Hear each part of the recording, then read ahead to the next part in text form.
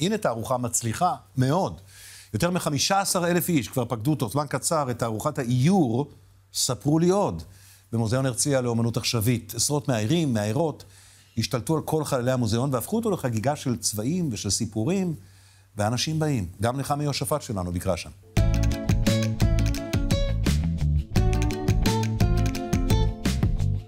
התערוכה ספרו לי עוד מהלכים באיור עכשווי במוזיאון הרצליה מוקדשת כולה לתחום האיור.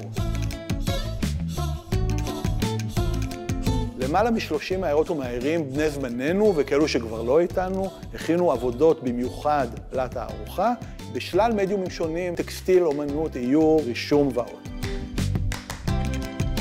זו הפעם הראשונה שמוזיאון לאומנות עכשווית בישראל מקדיש את כל השטח שלו לאיור. פעם איור היה תמיד מלווה טקסט, כן? הוא תמיד היה גלגל רזרבי בתוך טקסט שהוא היה העיקר.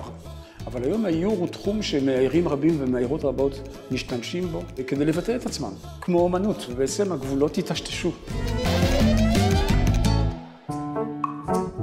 כשפניתי אל המאיירות ומאיירים שהשתתפו בתערוכה, ביקשתי מהם לחשוב על חלל, לחשוב על פורמט שהוא לא רק דו-ממד, איור שיוצא מהדף ונהיה משהו תלת-ממדי ומפתיע. בתערוכה אבן בעד ומספריים אנחנו מפנים מבט היסטורי לשלושה מאיירות ומאיירים מנכסי צאן הברזל של האיור הישראלי, רות צרפתי, הראלה ושמואל כץ. אנחנו אומנם מציגים גם את האיורים שלהם, אבל אנחנו מתמקדים בעבודה שלהם בחומרים אחרים, וחושפים לקהל צדדים פחות מוכרים של המאיירים של הספרים שגדלנו עליהם. אחד המשתתפים בתערוכה הוא זאב אנגלמאייר. כל החדר מורכב כולו מעבודות שזאב קיבל בשנים האחרונות. יוצרות ויוצרים, ילדים ומבוגרים מכל הארץ, שלחו לו בדואר, שלחו לו במייל, פסלים, ציורים, מחווה לדמות שהוא יצר כשושקה.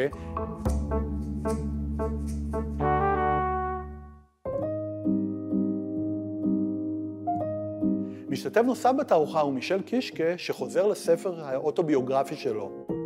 בשנת 2013 יצא בעברית הרומן הגרפי הראשון שלי, ששמו הדור השני, דברים שלא סיפרתי לאבא. הספר הוא מספר על חיי בצל השואה של ההורים, ובעיקר של אבא שהייתה לו שואה קשה. ובשנה 2022 יצא בצרפת סרט אנימציה שהוא אדפטציה חופשית לספר הזה, הדור השני. בעצם בתערוכה אני החלטתי לשים זה מול זה, פריימים מתוך הספר והפריימים המקבילים כיצד זה תורגם למסך. אני חושב שהדיאלוג הזה בין המדיומים השונים הוא מעניין במיוחד במקרה הזה של הספר הזה. אני פזמניק, ומה שמרגש אותי זה שזו תערוכה חלוצית, ומאוד שמחתי גם להשתתף בה.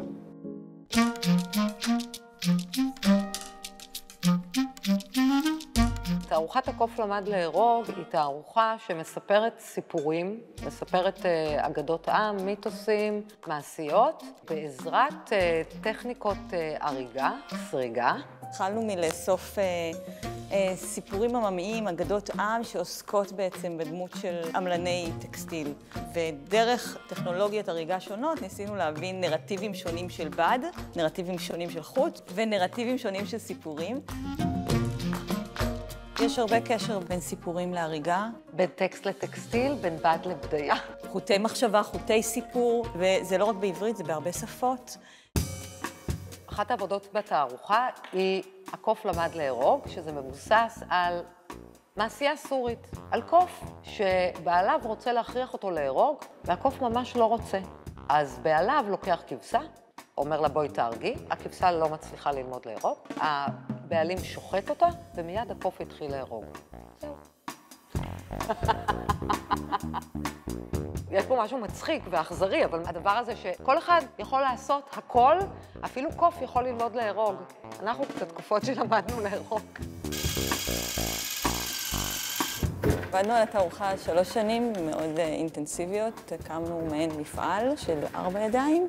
התחלנו להרגיש על הבשר שלנו את הפעולה הזאת, את הסיזיפיות, את כאבי הגב, את כמה שזה מפרק, ולהזדהות עם הדמויות שבעצם התייחסנו אליהן בעבודות.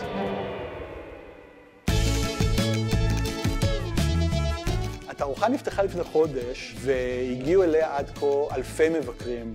אנשים מתרגשים מהתערוכה. זה מה שיור יודע לעשות, הוא יודע לספר סיפור בלי מילים לכולם. כמה שזה קלישאה, זה באמת לכולם.